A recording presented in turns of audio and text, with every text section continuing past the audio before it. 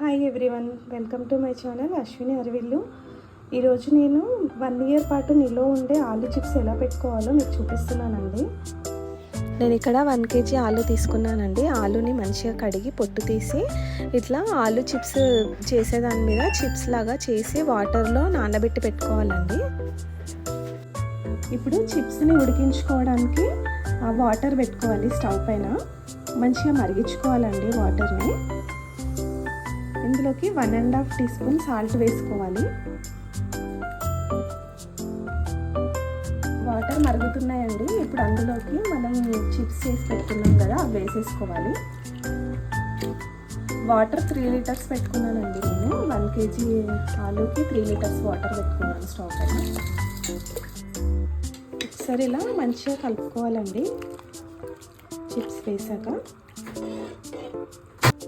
వీటిని ఎక్కువ ఉడికించుకోవద్దండి, తొందరగా ఉడికిపోతాయి.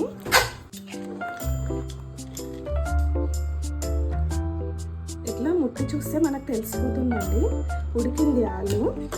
నేను 1 kg ఆలుని ఒక 5 to 6 minutes ఉడికించుకున్నాను అంతే. ఇప్పుడు దీన్ని జాలీలో వేసుకోవాలి. వాటర్ అంతా తీసేయాలి ఇందులో నుండి. ఇలా జల్లెడలోకి వడగట్టుకోవాలండి ఆలుని. వీటిని ఒక 5 minutes చల్లారనివ్వాలండి. 5 minutes అయిందండి, చల్లారిపోయినాయి. ఇవి ఒక క్లాత్ పైన పెట్టుకోవాలి ఒక్కొక్కటి. ఇప్పుడు చూపిస్తాను మీకు ఎలా పెట్టుకోవాలో. వీటికి సరిపడా క్లాత్ పరిచి ఇవన్నీ ఇందులో వేసేసుకోవాలండి క్లాత్లో. ఇప్పుడు ఒక్కొక్కటి ఇట్లా పెట్టుకోవాలి.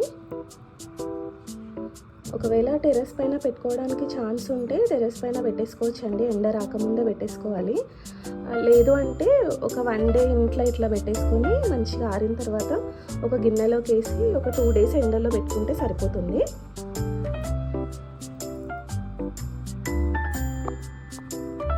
అన్నింటినీ ఇలా పెట్టేసుకోవాలండి. ఇవి ఎండిన తర్వాత ఎలా ఉంటాయో మీకు చూపిస్తాను.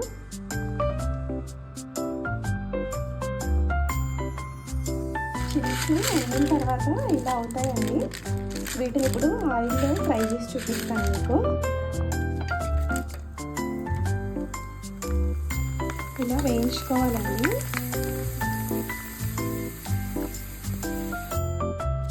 ఆలు కొనేటప్పుడు మనం పాతగడ్డ తీసుకోవాలండి. కొత్తగడ్డ అయితే రెడ్గా అయిపోతాయి చిప్స్. పాతదైతే ఇలా తెల్లగా అవుతాయి మంచిగా. ఆలు చిప్స్ రెడీ అయిపోయినాయండి. వీటిపైన ఇలా ఉప్పు కారం వేసుకొని ఉంటే బాగుంటాయి టేస్ట్. ఉట్టిగా కూడా తినొచ్చండి.